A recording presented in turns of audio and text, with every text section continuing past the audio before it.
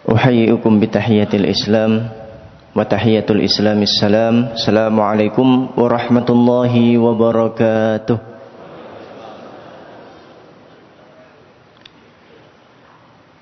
Alhamdulillahilladzi bi ni'matihi tatimmus shalihat wa bi fadlihi tatanazzalul khairat wal barakat wa bi rahmatihi tatahaqqaqul maqasid wal ghayat.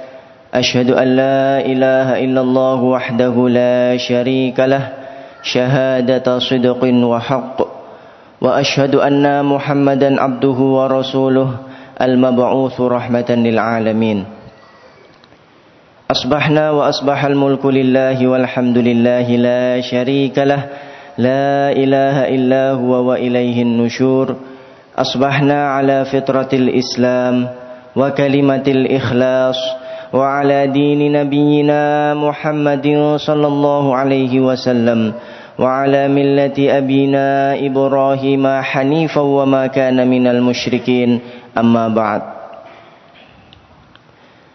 Puji syukur kehadirat Allah Subhanahu wa taala. Alhamdulillah pada pagi hari ini kita dapat dipertemukan dalam kondisi sehat walafiat, sehat jasmaninya, sehat ruhaninya. Jadi bukan hanya kemudian Allah Subhanahu wa taala menganugerahkan tubuh dan badan yang kemudian senantiasa prima, akan tetapi tubuh dan badan itu juga memiliki ruhani yang baik, yang dengan ruhani yang baik itulah kemudian kita sama-sama melangkahkan kaki-kaki kita ke Masjid Namira ini. Yang kedua, salawat dan salam semoga tetap tercurahkan kepada junjungan kita Nabi besar Muhammad sallallahu alaihi wasallam. Karena atas curahan perjuangan dan pengorbanannya, alhamdulillah kita sama-sama bisa merasakan puncak dari segala kenikmatan. Kenikmatan yang kemudian belum tentu dirasakan oleh seluruh manusia di dunia. Kenikmatan yang kemudian akan mengantarkan seseorang bahagia baik di dunia maupun di akhirat. Kenikmatan yang kemudian mungkin masih sering lupa untuk senantiasa kita syukuri. 3 nikmat itu adalah nikmat iman, nikmat Islam, dan juga nikmat ihsan. Jamaah subuh yang dirahmati oleh Allah Subhanahu wa taala, yang terhormat kepada Abah Haji Helmi Reza dan juga keluarga besar Masjid Namira, yang terhormat kepada seluruh pengurus takmir Masjid Namira beserta seluruh jajarannya, dan juga seluruh jamaah yang kemudian alhamdulillah sampai jam ini, menit ini, detik ini senantiasa memakmurkan masjid yang sama-sama kita cintai ini, yang kemudian kita sama-sama berharap meminta kepada Allah Subhanahu wa taala agar kemudian tidak hanya dikumpulkan di dunia, akan tetapi sama-sama dikumpulkan di surga insyaallah. Jemaah yang diberkahi oleh Allah Subhanahu wa taala, jika kita berbicara tentang dunia, itu seringkali kemudian hanya ada hitam dan putih. Artinya dunia itu kemudian seringkali menjadi hal yang sifatnya alergi bagi sebagian orang, yang seakan-akan ketika seseorang itu selalu menyibukkan diri dengan urusan duniawi, maka dia sama sekali tidak ada masa depan, apalagi yang berkaitan dengan masa depan dengan kehidupan akhiratnya. Begitu pula kemudian ada juga orang-orang yang ketika mereka berbicara tentang akhirat, itu kemudian seakan-akan yang dinamakan dengan urusan-urusan duniawi itu kemudian tidak ada hubungannya sama sekali dengan urusan-urusan akhirat. Akhirnya jamaah sekalian, mungkin banyak kita temui di masyarakat ketika ada seseorang yang kemudian merasa kiamat sudah dekat dengan berbagai tanda-tanda yang ada, itu kemudian akhirnya misalkan ia memiliki sebuah mimpi untuk menjadi seorang dokter, karena ia kemudian mengetahui ada tanda-tanda kiamat yang menurut dia itu menjadikan kiamat sudah dekat, maka ia pun mengurungkan cita-citanya yang mulia itu, kemudian ia mendalami agama secara khusyus dan seterusnya.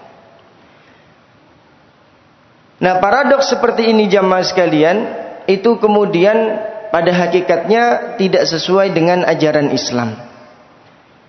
Karena Islam itu bukan mengajarkan kita untuk membenci dunia, bukan pula mengajarkan kita untuk membenci akhirat, akan tetapi Islam itu mengajarkan kita untuk menyeimbangkan antara keduanya. Maka Muhammad Natsir, seorang ulama, cendekiawan dan juga negarawan dari bangsa kita ini, seorang ulama yang kemudian terkenal memiliki banyak sekali kontribusi baik untuk agama maupun negara. Di dalam buku-bukunya ketika beliau menjelaskan tentang tujuan hidup seorang muslim, beliau senantiasa menyampaikan meraih kejayaan dunia dan keselamatan di akhirat. Meraih kejayaan di dunia dan keselamatan di akhirat.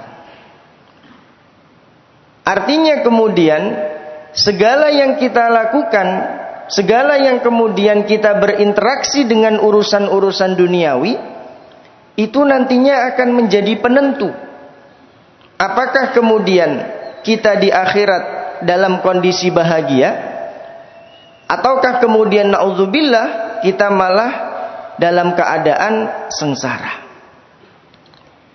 Maka jamaah sekalian, perspektif seorang muslim ketika ia melihat dunia dan akhirat, itu jangan sampai kemudian ia membenci salah satunya, akan tetapi hendaknya saling dihubungkan, menjadikan kehidupan di dunia sebagai bekal menuju akhirat. Kalimat ini pun bukan berarti seseorang tidak peduli dengan urusan-urusan duniawi. Malah sudah seharusnya seorang muslim itu meraih kejayaan di dunia, menguasai berbagai aspek dan kemudian sektor yang kemudian berkaitan dengan urusan-urusan duniawi, agar kemudian secara keseluruhan itu bisa disesuaikan, bisa diterapkan dengan syariat dan kemudian juga hukum Islam. Maka dengan seperti ini, seseorang kemudian menggunakan kekuasaannya, menggunakan berbagai prestasi, kualitas yang ada di dalam dirinya, itu bukan hanya untuk kebaikan dirinya pribadi, akan tetapi untuk melakukan sebuah perubahan bagi keluarganya, bangsanya, dan juga lingkungannya. Ini menjadi sebuah mukaddimah yang penting menurut saya, karena kita akan membahas tentang sebuah hadis yang kemudian berkaitan tentang 4 perkara, 4 sifat, 4 karakter yang kemudian akan menyebabkan seseorang itu mampu selamat dari kehidupan dunia. Jamaah sekalian, tema yang kemudian kita pilih pada pagi hari ini itu kemudian berlandaskan dari sebuah hadis yang diriwayatkan oleh Imam Ahmad, seorang ahli hadis yang juga salah satu imam mazhab, yang kemudian kalau pada zaman ini, pada abad-abad ini, itu kemudian penerapannya banyak dilakukan di Arab Saudi, dan dengan kehadiran kerajaan Arab Saudi itu juga patut kita syukuri, karena mereka menyelamatkan mazhab Hambali yang kemudian bisa dibilang hampir-hampir akan punah.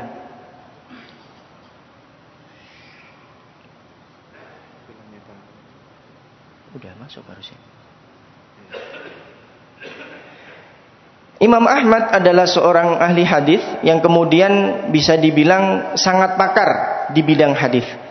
Bahkan dijelaskan oleh anaknya yang bernama Abdullah bahwasannya Imam Ahmad ini hafal 1 juta hadis. Jadi kalau kita bandingkan persaksian-persaksian tentang ulama-ulama hadis, persaksian yang kemudian ada seseorang menghafal banyak sekali hadis dan kemudian dengan jumlah terbanyak itu adalah Imam Ahmad, menghafal kemudian sampai 1 juta hadis. Maka periwayatan-periwayatan beliau ini itu diantaranya dimuat dalam kitabnya Musnad Ahmad, yang kemudian salah satu hadisnya akan kita bahas pada pagi hari ini. Hadis itu kemudian berbunyi, qala Rasulullah sallallahu alaihi wasallam, arba'un idza kunna fika fala 'alaika ma fataka minad dunya. Ada 4 hal jika kamu telah memilikinya, fala 'alaika, maka tidak berpengaruh ma fataka minad dunya, apapun yang tidak kamu dapatkan dari dunia. Jadi bisa dibilang hadis ini adalah hadis yang kemudian dalam rangka untuk menghilangkan kesedihan, kegalauan dari diri-diri kita. Jika misalkan kita belum mendapatkan harta sesuai dengan yang kita inginkan, jabatan yang kemudian kita impikan, posisi di masyarakat yang kemudian senantiasa kita idam-idamkan, maka minimal sekali kita memiliki 4 perkara ini. Agar kemudian hati kita selalu tenang, agar kemudian kita tidak galau dengan berbagai urusan duniawi yang sampai detik ini belum juga kita dapatkan. Yang pertama dijelaskan oleh Rasulullah SAW, hifdzu amanatin, menjaga amanah. Adapun yang kedua, wasidqu haditsin, jujur dalam berbicara. Yang ketiga, wa husnu khuluqin, akhlak yang baik. Dan kemudian yang keempat, wa iffatun fi tu'matin, atau menjaga makanan. Nah, jamaah sekalian, hadis-hadis seperti ini diantara bagaimana kemudian Rasulullah SAW itu dianugerahi jawami'ul kalim. Jadi beliau itu bisa menyampaikan hal-hal yang rumit, hal-hal yang kemudian kompleks dengan bahasa-bahasa yang kemudian mudah dipahami. Makanya kalau kita baca hadis-hadis Rasulullah SAW, itu ada yang 22, 33, 44, 55 dan seterusnya. Jadi misalkan hadis tentang 2 hal gitu. Ada 2 mata yang tidak akan tersentuh oleh api neraka. Mata yang kemudian menangis karena takut karena Allah, dan mata yang kemudian berjaga di waktu malam ketika ia jihad fi sabilillah. Ainani la tamassuhun nar. Jadi ada 2 mata yang tidak akan tersentuh oleh api neraka. Ada juga yang kemudian 33. Salasun man kunna fihi wajada halawatal iman. Jadi ada 3 perkara yang ketika seseorang memilikinya, maka ia telah merasakan kelezatan iman. Nah, di hadapan kita ini juga ada yang 4. Arba'un idza kunna fika fala 'alaika ma fataka minad dunya. Nah, ini adalah salah satu thariqah, salah satu cara dari Rasulullah SAW agar nasihat-nasihat beliau, wasiat-wasiat beliau itu bisa dipahami dengan baik oleh para sahabat. Disampaikan dengan model poin-poin yang kemudian sistematis, berkaitan antara satu poin dengan poin lainnya. Yang pertama jamaah sekalian adalah hifdzu amanah, atau menjaga amanah. Seseorang yang kemudian ia tidak mendapatkan apa-apa yang ia impikan dari urusan-urusan duniawi, akan tetapi ia senantiasa menjaga amanah yang kemudian diberikan bagi dirinya, maka disinilah kemudian ia tidak akan sedih, ia tidak akan galau. Bahkan kemudian dengan amanah yang ia miliki, ia mampu untuk kemudian memberikan, mencetak berbagai amal soleh yang bisa jadi belum mampu dilakukan oleh orang-orang lainnya. Dan amanah ini jamaah sekalian, amanah itu jika kemudian kita ingin maksimal dalam menjalankannya, maka hendaknya kita mulai dari amanah-amanah yang kecil-kecil terlebih dahulu. Amanah yang kecil-kecil ini itu seringkali kemudian bisa jadi kita lupakan. Ketika kita bicara tentang amanah, itu kan kemudian seringkali yang tergambar di pikiran kita itu bagaimana kemudian amanah kepemimpinan, amanah di dalam keluarga, amanah di dalam lingkungan, dan lain sebagainya. Padahal ada amanah yang kemudian sifatnya itu mungkin tidak besar, akan tetapi ketika kita mampu melaksanakan amanah itu dengan maksimal, dengan benar-benar bertanggung jawab dalam menggunakannya, maka ia akan menjadikan diri-diri kita mudah untuk menjalankan amanah-amanah yang lebih besar. Amanah-amanah yang kecil itu jamaah sekalian adalah amanah anggota badan yang kemudian diberikan oleh Allah Subhanahu wa ta'ala kepada diri-diri kita. Amanah mata, amanah mulut, hidung, telinga, kaki, tangan, dan seterusnya. Maka sebelum kita berbicara tentang amanah-amanah yang besar, sudahkah kita memberdayakan amanah anggota badan yang dianugerahkan oleh Allah ini untuk senantiasa berjalan di atas kebaikan? Mata yang senantiasa kita gunakan untuk melihat yang baik-baik, baik ketika kondisinya ramai maupun ketika kita sedang sendirian.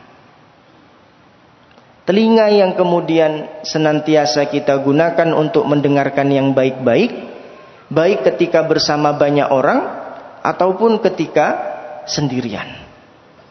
Begitu pula mulut kita yang senantiasa kita gunakan untuk berbicara yang baik-baik, baik ketika di hadapan khalayak umum atau ketika bersama keluarga atau ketika bersama dengan orang-orang tertentu saja. Maka disinilah kemudian jamaah sekalian, ketika kita sudah mampu untuk bertanggung jawab terhadap amanah yang sifatnya kecil di hadapan Allah Subhanahu wa ta'ala ini, maka nantinya kita akan dimudahkan untuk menjalankan amanah-amanah yang besar. Amanah menjadi kepala keluarga, amanah kemudian menjadi pemimpin di masyarakat, dan seterusnya. Nah, berkaitan dengan amanah ini, amanah itu jamaah sekalian adalah di antara hal yang sangat istimewa di dalam agama kita. Bahkan amanah itu nantinya memiliki peranan penting ketika kita berada pada hari kiamat, khususnya ketika episode kita nanti akan menyeberangi Shiratal Mustaqim. Ketika kita nanti akan menyeberangi sebuah jembatan yang ketika kita sukses dalam menyeberanginya, kita akan masuk surga. Dan ketika kita tidak sukses dalam menyeberanginya, yaitu terpeleset, naudzubillah, itu kemudian akan jatuh ke neraka. Jadi amanah itu sangat penting di dalam agama kita. Bahkan ketika kita membaca hadis-hadis zaman akhir, khususnya kemudian episode ketika kita berada di akhirat, itu kemudian ia memiliki peranan yang sangat penting. Hal ini dijelaskan oleh Rasulullah SAW di dalam sebuah hadis yang diriwayatkan oleh Imam Muslim. Jadi ketika Rasulullah menjelaskan tentang golongan-golongan jenis-jenis manusia yang kemudian mereka menyeberangi sirat, menyeberangi jembatan. Jadi di situ kan kemudian dijelaskan orang-orang yang memiliki amalan yang kemudian sangat banyak, ikhlas, senantiasa mencontoh Rasulullah SAW. Itu kemudian orang-orang yang seperti ini, itu kemudian melewati jembatan, melewati sirat, itu seperti kilat, sangat cepat. Ada juga kemudian mereka yang menyeberangi sirat dengan menaiki sebuah kuda. Ada juga yang kemudian berlari. Ada juga yang kemudian berjalan. Ada juga yang kemudian merangkak sampai kemudian ia mau jatuh, akan tetapi ia terus berjuang sampai ia berhasil menyeberangi sirat. Ada juga yang kemudian naudzubillah, karena ia tidak beriman kepada Allah, karena ia tidak pernah melakukan amal soleh, maka ia kemudian terpeleset dan akhirnya jatuh ke neraka. Nah jamaah sekalian, ketika Rasulullah menjelaskan tentang jenis-jenis manusia ketika menyeberangi sirat, itu dijelaskan watursalul amanatu warrahim.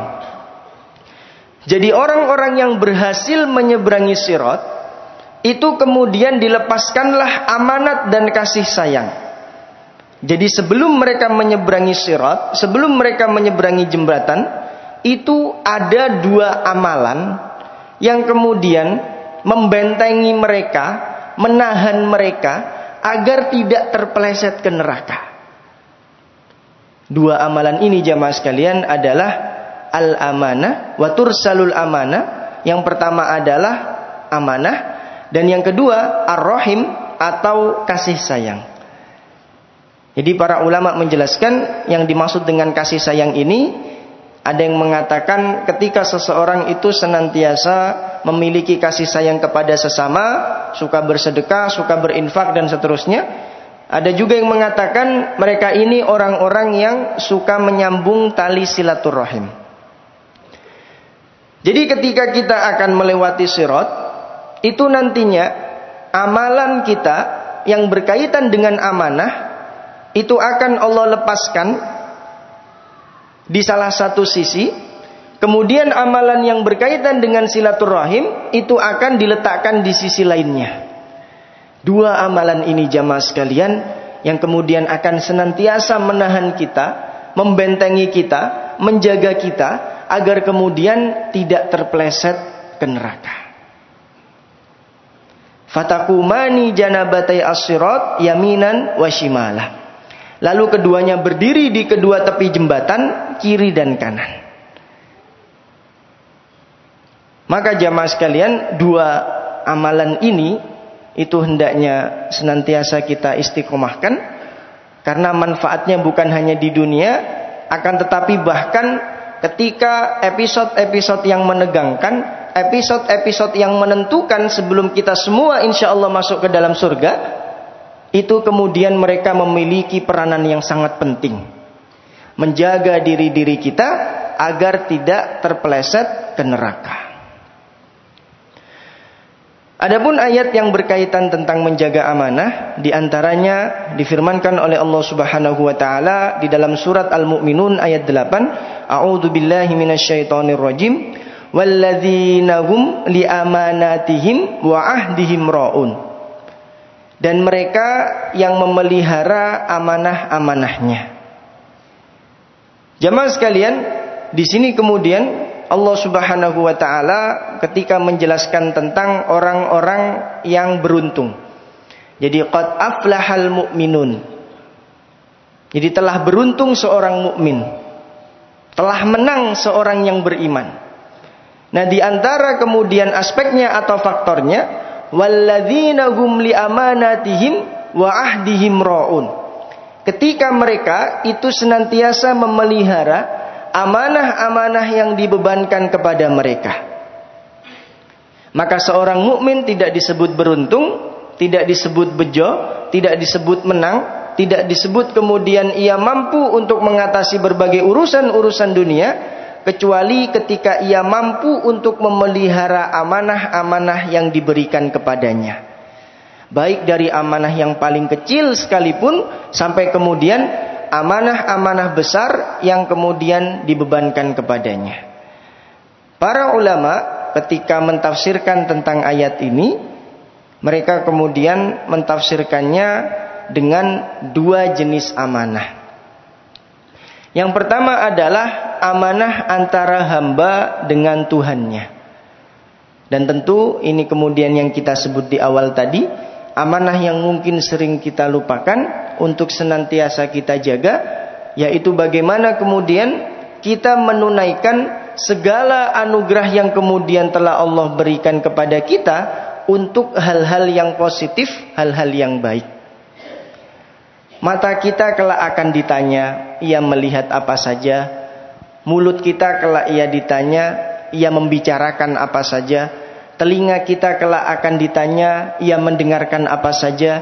Harta kita, masa muda kita, dan seluruh yang kemudian dianugerahkan oleh Allah Subhanahu wa ta'ala kepada diri-diri kita, itu semua akan ditanyakan ketika yaumul hisab, hari perhitungan.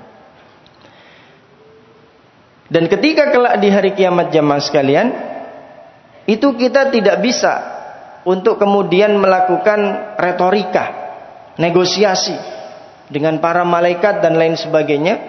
Kita atur sedemikian rupa bagaimana kemudian kesalahan dan kemaksiatan yang sudah kita lakukan itu seakan-akan kita tidak melakukannya. Akan tetapi seluruhnya bersaksi sendiri.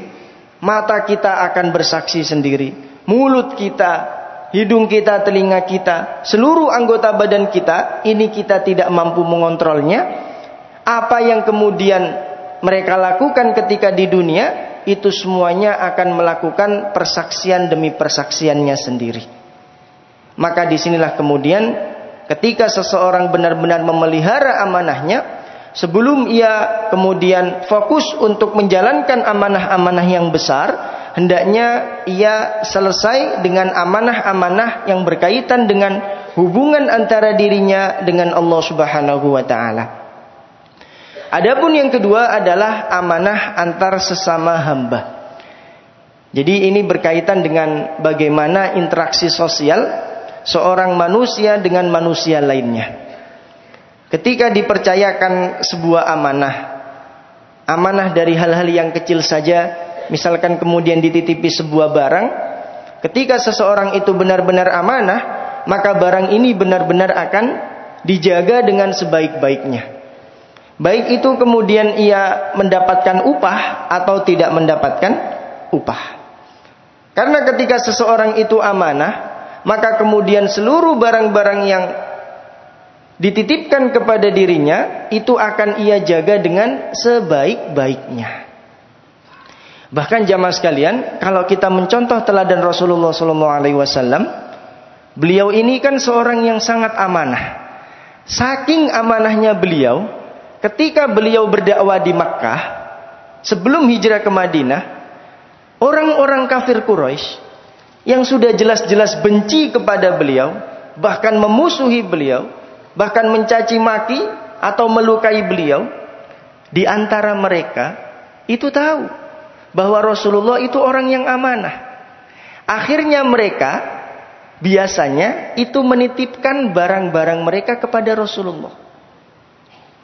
Jadi bayangkan, kafir Quraisy itu memusuhi Rasulullah, tapi di waktu yang sama mereka menitipkan barangnya kepada Rasulullah agar kemudian Rasulullah yang menjaganya. Inilah mengapa ketika Rasulullah hijrah ke Madinah, barang-barang titipan ini dikembalikan semua ke orang-orang kafir Quraisy, karena Rasulullah akan berhijrah. Khawatirnya ketika di Madinah nanti itu kemudian tidak ada tempat yang cukup untuk menyimpan barang-barang titipan dari orang-orang kafir Quraisy ini. Nah, disinilah kemudian jamaah sekalian, ketika seseorang itu amanah, bahkan orang yang memusuhinya sekalipun, itu tetap yakin sifat amanah ada di dalam dirinya. Jadi sifat ini hendaknya kita jaga, baik antara kita dengan Allah atau dengan manusia-manusia lainnya. Adapun yang kedua adalah sidqu haditsin atau jujur dalam berbicara.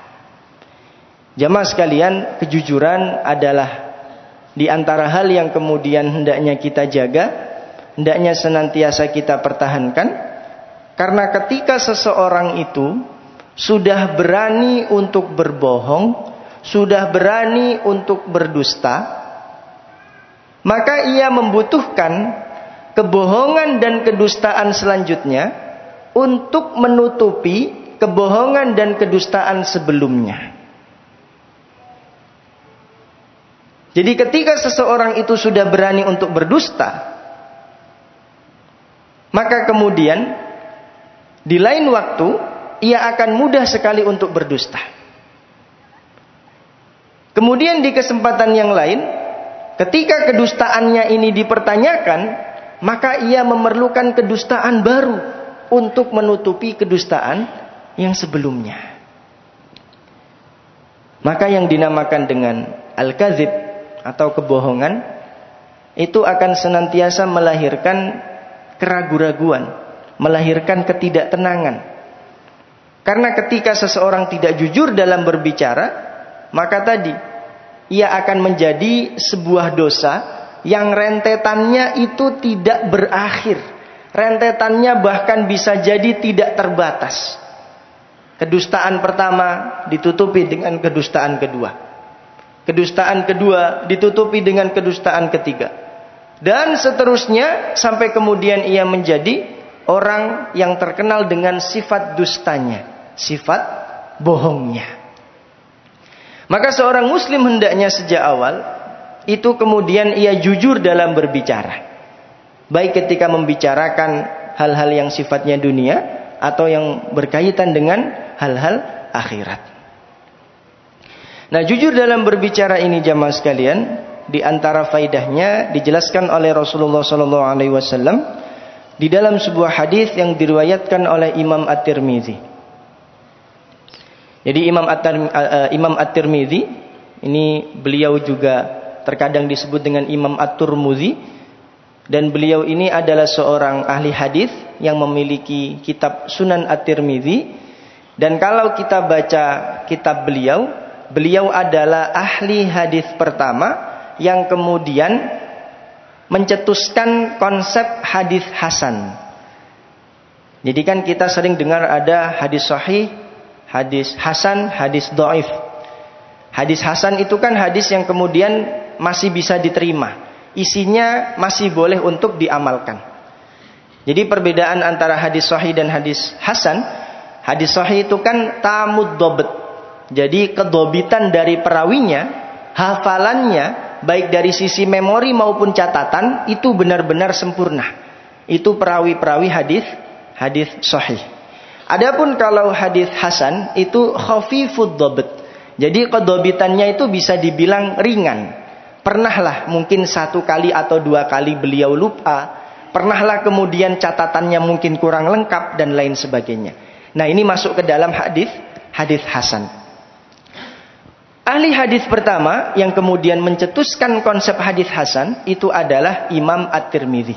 Kemudian diikuti oleh beberapa ahli hadis dari Ashabus Sunan dan juga ulama-ulama hadis yang datang setelahnya. Nah, di antara yang diriwayatkan oleh Imam At-Tirmizi dijelaskan di dalam sebuah hadis, inna sidqa tuma'ninatun wal kadhiba ribatun. Sesungguhnya kejujuran itu akan membawa seseorang kepada ketenangan. Dan kedustaan akan membawa seseorang kepada kegelisahan. Ketika seseorang senantiasa mempertahankan sifat jujur dalam dirinya, maka ini akan melahirkan ketenangan. Meskipun kemudian kejujuran itu pahit rasanya, meskipun kejujuran itu membuat orang-orang di sekitar kita kecewa dengan diri-diri kita, akan tetapi hal-hal seperti itu sifatnya jangka pendek. Mungkin kita menjadi agak sedikit galau karena orang-orang di sekitar kita tahu tentang diri kita yang sebenarnya. Akan tetapi ia kemudian akan melahirkan ketenangan yang sifatnya jangka panjang, Karena ia tidak berurusan lagi dengan sifat dusta, ia tidak berurusan lagi dengan kedustaan yang mungkin bisa jadi ia lakukan. Jadi kejujuran ini penting untuk senantiasa ada di dalam lisan-lisan kita. Maka kemudian sebaliknya, wal kadziba ribatun, dan kedustaan akan membawa seseorang kepada kegelisahan. Ribah itu kan dari kata seperti kalau dalam Al-Quran itu la raiba fih, ya, tidak ada keraguan di dalamnya. Jadi seseorang ketika ia berdusta, ia menjadi pribadi yang kemudian ragu-ragu. Ia menjadi pribadi yang senantiasa gelisah. Disinilah kemudian akan mempengaruhi kepribadiannya secara umum. Ia akan menjadi seseorang yang manipulatif, senantiasa berbohong dan berbohong, berdusta dan berdusta yang kemudian tidak ada akhirnya. Dan ketika kedok kedustaannya itu terbuka, maka disinilah kemudian orang-orang tidak akan percaya lagi kepadanya. Jadi kedustaan ini penting untuk menjaga citra diri kita terhadap orang-orang yang ada di sekitar kita. Ketika kemudian tidak ada lagi orang-orang yang percaya kepada kita, maka ini menjadi awal dari kehancuran kita. Maka kemudian sifat jujur itu sangat mempengaruhi personal seseorang. Ketika ia jujur dalam berbicara, maka orang-orang akan percaya kepadanya, maka orang-orang akan kemudian biasa untuk memberikan amanah-amanah yang kemudian penting bagi dirinya. Akan tetapi jamaah sekalian, di dalam agama Islam itu dijelaskan ada sifat bohong atau sifat dusta yang dibolehkan. Ini dijelaskan di dalam hadis riwayat Bukhari dan Muslim dengan nomor yang sudah tertera di layar. Yang pertama, seseorang itu boleh bohong ketika dalam peperangan.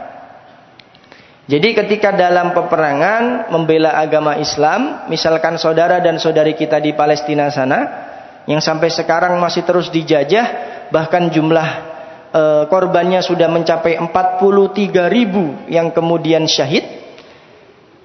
Ketika dalam kondisi-kondisi seperti itu, maka sangat diperbolehkan seseorang itu berbohong.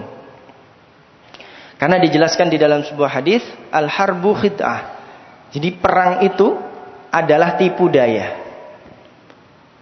Jadi misalkan kemudian ketika ia dalam kondisi peperangan, ia menyamar, kemudian ada seorang tentara penjajah yang menanyakan kepada dirinya tentang informasi-informasi orang-orang Palestina misalkan, maka dia sangat diperbolehkan untuk berbohong di situ. Karena kondisinya sedang perang, ia memperjuangkan al-haq, memperjuangkan yang benar dan seterusnya. Nah, disinilah kemudian jamaah sekalian, ketika seseorang itu dalam kondisi perang, maka ia dibolehkan untuk berbohong atau berdusta. Adapun yang kedua adalah mendamaikan dua insan. Jadi untuk kemudian kita mendamaikan dua orang yang kemudian berseteru, kita diperbolehkan untuk berbohong. Nah, bagaimana cara bohongnya? Di antaranya adalah misalkan ketika ada dua orang yang berseteru, kita kemudian mengatakan kepada salah satu pihak, "Mengapa engkau kemudian masih bermusuhan dengan si fulan? Tahukah kamu bahwa si fulan ini senantiasa mendoakanmu?" Hal-hal seperti ini kan sifatnya umum.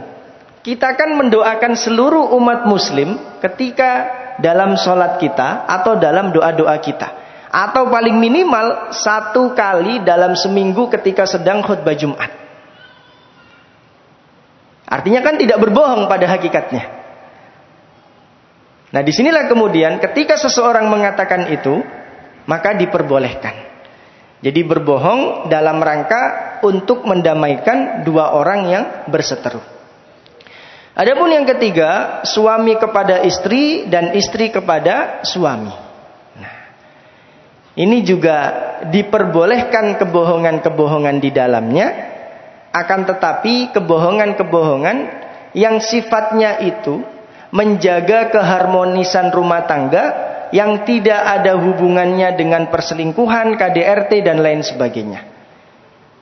Misalkan yang kemudian seringkali dijadikan contoh, ketika ada seorang istri di awal-awal nikah misalkan, ia sangat semangat untuk masak-masak sendiri. Kemudian misalkan ia membuat teh itu yang kemudian harusnya dikasih gula, karena saking semangatnya yang dituangkan itu malah garam. Jadi teh itu kan kemudian malah asin gitu. Nah, seseorang ketika suami itu dalam rangka untuk tetap menghargai apa yang diberikan istri kepadanya, ketika minumannya itu diteguk, ketika ditanya, "Mas, tehnya enak gak? Tehnya manis gak?" Nah, disinilah kemudian suami itu boleh berbohong. "Oh, manis, enak, segar," dan seterusnya. Padahal kemudian ia bisa jadi menumpahkan sedikit dari isi teh yang ada di lidahnya. Nah, hal-hal seperti ini yang kemudian dibolehkan. Jadi kebohongan yang dalam rangka untuk menjaga hubungan antara suami dan istri. Akan tetapi kemudian jika kebohongan itu berkaitan naudzubillah dengan perselingkuhan, maka ini tentu tidak diperbolehkan. Jadi kebohongan yang dibolehkan di sini tentu syarat dan ketentuan berlaku. Adapun yang ketiga, husnul khuluqin atau akhlak yang baik. Jadi jamaah sekalian, akhlak yang baik ini mungkin kalau dari 4 hal tadi, akhlak yang baik itu sifat yang paling umum. Jadi sebenarnya menjaga amanah itu kan akhlak yang baik. Jujur dalam berbicara itu juga akhlak yang baik. Menjaga makanan itu juga akhlak yang baik. Akan tetapi di sini dijelaskan secara khusus oleh Rasulullah SAW, tetap dimuat di dalam hadisnya itu dalam rangka agar kita tidak menyepelekan jenis-jenis akhlak-akhlak mahmudah yang lain, jenis-jenis akhlak-akhlak terpuji lainnya. Dan akhlak yang baik ini tentu berkaitan erat dengan ibadah sosial kita. Bagaimana kemudian interaksi kita dengan orang-orang di sekitar kita, yang kemudian itu semua kita niatkan untuk meraih keridhaan Allah Subhanahu wa ta'ala. Dijelaskan di dalam sebuah hadis yang diriwayatkan oleh Imam At-Tirmidzi, su'ila Rasulullah sallallahu alaihi wasallam an aktsari ma yudkhilun nasal jannah. Rasulullah itu pernah ditanya tentang sebab terbanyak manusia dimasukkan ke dalam surga. Maka beliau menjawab, taqwallah wa husnul khuluq. Takwa kepada Allah dan akhlak yang baik. Jadi hadis ini itu merangkum 2 jenis ibadah yang hendaknya dimaksimalkan oleh seorang muslim. Yang pertama adalah ibadah spiritual, ibadah yang kaitannya langsung dengan Allah Subhanahu wa ta'ala. Dan yang kedua adalah ibadah sosial yang berkaitan dengan orang-orang di sekitar kita, yang itu dalam rangka untuk meraih keridhaan Allah Subhanahu wa ta'ala. Surga itu kemudian mampu untuk kita capai bukan hanya sekedar dengan sholat kita, puasa kita dan seterusnya, akan tetapi juga bagaimana silaturahim kita, bagaimana sedekah kita, bagaimana kemudian kita menjaga amanah dan seterusnya. Jadi jangan sampai kemudian hubungan vertikal kita dengan Allah Subhanahu wa ta'ala itu tidak melahirkan hubungan horizontal yang baik dengan sesama manusia. Karena ketika seseorang benar-benar telah khusyuk dalam menjalankan ibadah kepada Allah, maka ini akan memicu dan memacu dirinya untuk berbuat baik kepada sesama. Para ulama menjelaskan yang disebut dengan akhlak yang baik, afdoluha atau kemudian yang tertinggi, yang paling baik adalah al-ihsan ila man asaa ilaihi. Berbuat baik kepada orang yang berbuat buruk kepada kita. Gak mudah ya Bapak Ibu sekalian. Jadi kalau kita lihat berbuat baik kepada orang yang berbuat buruk kepada kita, tentu ini bukanlah hal yang mudah. Tentu ini bukan sesuatu yang kemudian dapat kita laksanakan dengan gampang. Akan tetapi disinilah kemudian puncak akhlak yang baik dari seorang hamba. Ketika dirinya mampu untuk tetap menggerakkan anggota badannya melakukan kebaikan demi kebaikan, bahkan kepada orang yang jelas-jelas telah berbuat buruk kepadanya. Adapun kemudian adnaha, atau tingkatan yang paling rendah akhlak yang baik, itu meninggalkan perbuatan buruk yang dilakukan oleh orang lain. Jadi ketika ada orang lain yang melakukan hal-hal yang buruk kepada diri-diri kita, maka kita tidak membalas, maka kita tidak melakukan dendam, tidak kemudian kita merencanakan hal-hal buruk kepada dirinya, dan seterusnya. Jadi kalau kita sebagai manusia itu sudah bisa yang terendah saja, itu kan sudah alhamdulillah. Ada orang yang melakukan keburukan, tidak kita balas, itu kan sudah masya Allah. Tapi kemudian akhlak yang baik, puncaknya menurut para ulama itu al-ihsan ilaman asa'a ilaih, berbuat baik kepada orang yang berbuat buruk kepada kita. Nah, ini diantaranya dijelaskan oleh Rasulullah SAW di dalam sebuah hadis yang diriwayatkan oleh Imam Al-Baihaqi. Jadi dijelaskan pernah suatu kali Rasulullah berkata kepada sahabatnya, yaitu Abu Hurairah, "Ya Abu Hurairah, alaika bihusnil khuluq." Wahai Abu Hurairah, hendaknya engkau senantiasa menjaga akhlak yang baik. Wa qala Abu Hurairah radhiyallahu anhu, "Wa ma husnul khuluq ya Rasulullah?" Apa itu akhlak yang baik wahai Rasulullah? Kemudian disinilah Rasulullah menjawab, tasil man qata'ak. Engkau menyambung tali silaturahim dengan orang-orang yang memutus tali silaturahim dengan dirimu. Jadi bayangkan ada orang-orang yang secara sengaja memutus tali silaturahimnya dengan diri-diri kita. Apalagi mereka itu masih ada hubungan darah dengan kita, saudara kita, kerabat kita, dan seterusnya. Akan tetapi kita tetap mengupayakan menyambung tali silaturahim, memperbaiki tali silaturahim itu. Maka disinilah kemudian puncak dari akhlak yang baik. Wa ta'fu amman zalamak, dan memaafkan orang-orang yang berbuat zalim kepada dirimu. Nah, ini tentu bukan hal yang mudah pula. Meskipun seorang manusia itu bisa memaafkan, tapi tidak bisa melupakan. Jadi track record keburukan seseorang itu kan pasti teringat di memori-memori kita. Akan tetapi paling minimal, dan ini bahkan menjadi puncak dari akhlak baik seseorang, ketika ia mampu untuk memaafkan orang-orang yang dulunya berbuat buruk kepadanya, berbuat zalim kepada dirinya. Wa tu'ti man haramak, dan memberikan pemberian kepada orang-orang yang menghalangimu.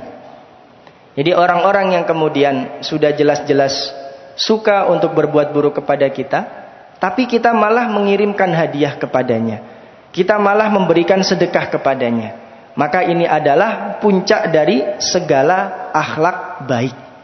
Jadi ada 3, menyambung tali silaturahim dengan orang yang memutus silaturahim denganmu, memaafkan orang yang berbuat zalim kepadamu, dan memberi pemberian kepada orang yang menghalangimu. Al-ihsan ilaman asa'a ilaih, berbuat baik kepada orang-orang yang berbuat buruk kepada diri-diri kita. Tentu sangat sulit, maka ia menjadi puncak dari akhlak baik seseorang. Adapun yang keempat, dan ini yang terakhir, adalah wa'iffatun fi tu'matin. Iffah itu kan artinya menjaga kesucian. Maksudnya menjaga kesucian dari hal-hal yang berkaitan dengan makanan. Jadi Rasulullah menyampaikan secara spesifik makanan, meskipun para ulama ketika mensyarah hadis ini, mereka menyampaikan makanan di sini hanya permisalan. Akan tetapi hendaknya seseorang itu menjaga kesucian, baik dari makanannya, pakaiannya, rumahnya, dan seterusnya. Dijelaskan di dalam sebuah ayat, qala Allahu ta'ala fi kitabihil karim, a'udzu billahi minasyaitonir rajim, ya ayyuhan nas, wahai sekalian manusia. Jadi ayat yang berkaitan tentang memakan makanan-makanan yang halal itu bukan hanya ditujukan kepada orang-orang mukmin, akan tetapi juga kepada seluruh manusia, baik mereka yang mukmin ataupun yang tidak mukmin. Nah, ini kemudian Allah Subhanahu wa taala ingin menekankan bahwa makanan-makanan yang halal itu kemudian manfaatnya bagi anggota tubuh itu sangat baik. Maka kemudian Allah Subhanahu wa taala tidak hanya fokus untuk menyampaikan ayat yang berkaitan tentang makanan halal bagi orang-orang mukmin saja, akan tetapi juga bagi orang-orang yang tidak mukmin. Kulu mimma fil ardi halalan thayyiba. Makanlah yang halal lagi baik dari apa yang terdapat di bumi. Halal sebagaimana yang sudah kita ketahui bersama adalah makanan-makanan yang kemudian dibolehkan untuk dimakan. Tidak ada larangan baik dalam Al-Quran maupun As-Sunnah untuk memakan atau mengkonsumsinya. Lantas apa yang dimaksud dengan thayyib? Thayyib itu jamaah sekalian, secara bahasa dia bermakna baik. Maksudnya di situ adalah seseorang makan makanan yang halal, akan tetapi hendaknya dengan cara-cara yang baik. Ia tidak makan dengan berlebihan, ia tidak makan dengan porsi yang tidak sesuai dengan dirinya. Begitu pula sebaliknya, ia tidak memakan makanan yang kemudian makanan itu sebenarnya tidak cukup untuk memenuhi gizinya. Padahal ia punya harta untuk kemudian membeli makanan-makanan yang sesuai untuk mencukupi keperluan gizinya. Nah, ini yang disebut dengan thayyib. Maka di antara tren yang kemudian berkembang dan salah satunya dijadikan jenis konten yang ada di sosial media, itu kan ada mukbang. Jadi mukbang itu ketika seseorang misalkan makan ayam, akan tetapi ayamnya itu jumlahnya sangat banyak, misalkan 50 ayam, dan semuanya ini pedas level 20 dan seterusnya. Dimakan hanya dalam waktu misalkan 15 menit sampai kemudian habis. Nah, hal seperti ini ayamnya hukumnya apa? Halal. Akan tetapi tidak thayyib. Ia memakan dengan jumlah yang sangat banyak, pedas pula, yang kemudian di situ akan membuat pencernaannya menjadi rusak. Itu perbedaan antara halal dan thayyib. Wala tattabi'u khutuwatis syaitan, dan janganlah kamu mengikuti langkah-langkah syaitan. Innahu lakum aduwwum mubin, karena sesungguhnya syaitan itu adalah musuh yang nyata bagimu. Jadi jamaah sekalian, urusan makan yang halal, makan yang thayyib, itu ketika Allah Subhanahu wa taala membahasnya di dalam Al-Qur'an, itu kemudian disandingkan langsung dengan orang-orang yang mengikuti langkah-langkah syaitan. Artinya munasabah dari penggalan ayat ini, ketika seseorang tidak makan makanan yang halal, ketika seseorang tidak makan makanan yang thayyib, maka pada hakikatnya ia mengikuti langkah-langkah syaitan. Jadi urusan makan mungkin hal yang remeh, akan tetapi harus kita perhatikan. Adapun halal jamaah sekalian, itu kemudian para ulama menjelaskan itu ada dua aspek yang harus kita pahami, harus kemudian kita jaga. Yang pertama adalah halal berdasarkan zatnya. Jadi halal berdasarkan zatnya ini, ya bukan daging babi, ya bukan daging anjing misalkan, yang kemudian nas syar'i itu kemudian sudah jelas-jelas melarang untuk mengkonsumsi makanan-makanan ini. Makanan yang disembelih tidak dengan asma Allah, tidak dengan bacaan basmalah, atau kemudian naudzubillah memakan darah, meminum darah dan seterusnya. Jadi yang pertama ini itu halal berdasarkan zatnya. Adapun yang kedua, dan ini yang harus kita waspadai, halal berdasarkan cara memperolehnya. Jadi kalau halal berdasarkan zatnya, itu insya Allah mayoritas umat Islam itu sangat-sangat mempedulikan tentang hal itu. Ia tidak makan daging babi, ia tidak makan daging anjing, ia benar-benar menjaga dirinya untuk tidak makan makanan yang haram secara zatnya. Adapun halal berdasarkan cara memperolehnya, nah inilah kemudian yang harus kita perhatikan dengan sebaik-baiknya. Karena kalau kita lihat transaksi-transaksi yang kemudian berkembang di era kontemporer ini, banyak sekali kemudian itu ada muatan ribanya, ada muatan horornya, dan ketika uangnya itu kita pakai untuk memakan makanan, maka di situ akan menyebabkan ketidakberkahan masuk ke dalam tubuh-tubuh kita. Cara memperoleh di sini itu juga berkaitan dengan bagaimana kita memiliki profesi yang melahirkan penghasilan-penghasilan kita. Baik penghasilan yang kemudian kita dapatkan setiap bulan, setiap tahun, dan seterusnya. Maka yang berkaitan dengan makanan ini jamaah sekalian, itu hendaknya benar-benar kita jaga. Karena ia berkaitan dengan keberkahan, baik itu keberkahan bagi tubuh kita atau keluarga kita. Bisa jadi anak-anak kita itu kemudian menjadi anak yang nakal, menjadi anak yang kemudian susah untuk dibilangin dan seterusnya. Bukan karena secara pribadi dia seperti itu. Akan tetapi bisa jadi ia sering kita beri makan dengan harta-harta yang haram. Begitu pula istri kita, begitu pula diri kita, dan seterusnya. Maka yang keempat ini juga tidak kalah penting, wa'iffatun fi tu'matin, menjaga makanan. Jamaah sekalian, 4 hal ini hendaknya kemudian sama-sama kita jaga, yang kemudian jangan sampai itu tidak ada di dalam diri-diri kita. Yang pertama adalah hifdzu amanah, menjaga amanah. Kemudian yang kedua dijelaskan wa'iffatun fi tu'mah, menjaga makanan. Kemudian setelah itu ada yang dinamakan dengan wasidku hadis, jujur dalam berbicara. Dan yang ketiga tadi adalah wa husnu khuluqin, atau akhlak yang baik. Semoga Allah Subhanahu wa taala senantiasa menganugerahkan kita 4 sifat ini yang menjadikan diri-diri kita mampu meraih kejayaan di dunia dan meraih keselamatan di akhirat. Wassalamualaikum warahmatullahi wabarakatuh.